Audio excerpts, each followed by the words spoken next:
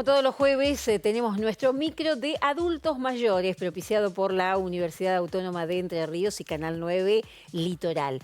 Y hoy vamos a hablar de sujeciones en adultos o en personas mayores. Vamos a dialogar con Claudia Viascán Castillo.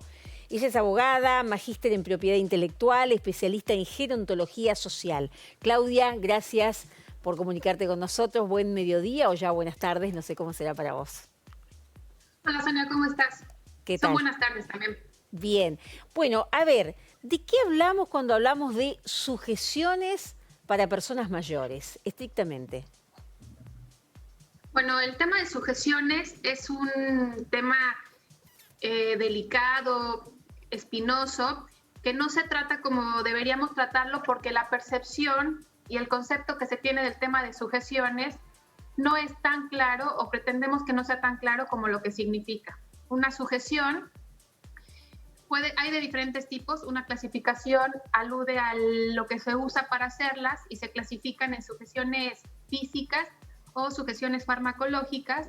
Las sujeciones físicas son cualquier instrumento, cualquier dispositivo que unido al cuerpo del residente, en este caso porque son personas mayores institucionalizadas, que unido a su cuerpo lo limite, le quite libertad y que la persona no pueda quitárselo libremente, como es el caso de los cinturones, las cosas que se ponen en las manos, las sábanas que se amarran al cuerpo, esto que estamos viendo ahora en el video que transmiten ustedes, inclusive los barandales o las protecciones que se ponen al lado de la cama son sujeciones físicas. Bien. Y las sujeciones farmacológicas, que son los fármacos que se le dan a las personas mayores para mantenerlos tranquilos, que también limitan libertad y limitan movimiento. Esas son las sujeciones. Bien. Esto es como que se ha usado desde siempre. Sí, desde siempre. Se empezaban a usar primero en personas con alguna enfermedad mental, pero ahora el uso y al que yo me he dedicado a estudiar es el uso en personas mayores que están institucionalizadas, es decir, en residencias. Sí. ¿Y esto es bueno, es malo? Digamos, ¿qué postura hay en relación a este tema ahora, en estos tiempos? Hay diferentes posturas. Hay una que dice que no son admisibles las sujeciones en ningún momento, para ningún caso y bajo ninguna percepción, porque vulneran derechos, la dignidad de la persona. Hay otros que dicen, al contrario, que sí son permisibles e incluso necesarias, dependiendo de la calidad de vida del residente, de las características de las enfermedades. Y hay una postura intermedia que te dice que a lo mejor en determinados casos, bajo determinadas circunstancias, siguiendo unos protocolos, con determinado cuidado. Entonces no podemos decir si son buenas o son malas, hay que analizar caso por caso y las posturas son distintas. Uno imagina, ¿no? Uno imagina sin conocer, sin haber estudiado el tema, que tal vez las sujeciones, por lo menos las físicas, se empezaron a instalar a veces tal vez con mayor comodidad para quien debe atender a un adulto mayor que para cuidar realmente al adulto mayor, ¿no? Acabas de darle a un tema súper importante que tiene que ver con la percepción y tiene que ver con el uso. Nunca van a ser dentro de esas posturas. Mi opinión sería que nunca sería permisible una sujeción para facilitar el trabajo de quien cuida a la persona mayor. Podríamos analizar caso por caso y a lo mejor en algunas circunstancias podríamos decir que es permisible, que incluso es necesaria la sujeción, pero cuando se llegara a usar o cuando se use por facilitar el trabajo de quien cuida, me parece que no hay lugar a este tipo de instrumentos, que esta no es una forma de cuidar. Claro. Y en relación a las sujeciones farmacológicas, ¿no estaría pasando lo mismo? Si uno analiza, digamos, históricamente cómo ha sido el proceso, digamos, para calmar a un paciente, se lo medicaba de una manera para que esté tranquilo, para que esté quietito.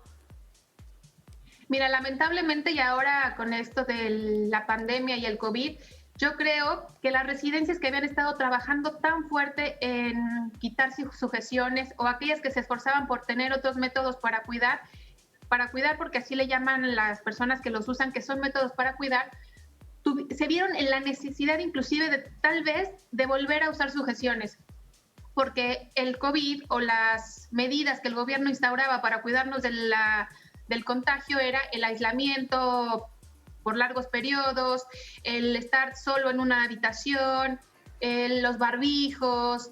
Y entonces alguna persona que tiene una enfermedad de base, alguna demencia, es muy difícil y tal vez a veces imposible explicarle que tiene que estar quieto en un lugar, que no puede moverse, que no puede platicar con otra persona, que tiene que estar aislado, que tiene que quedarse sola en su habitación.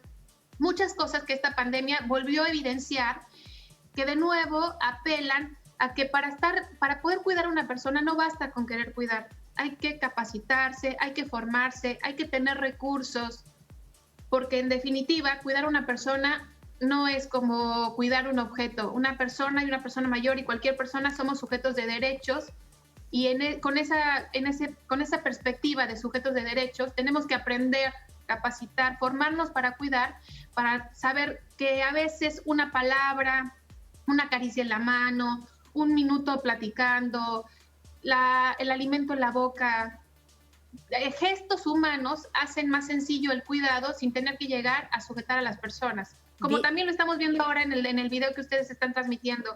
Las palabras a veces hacen mucho más que unas píldoras, que unos amarres en las muñecas.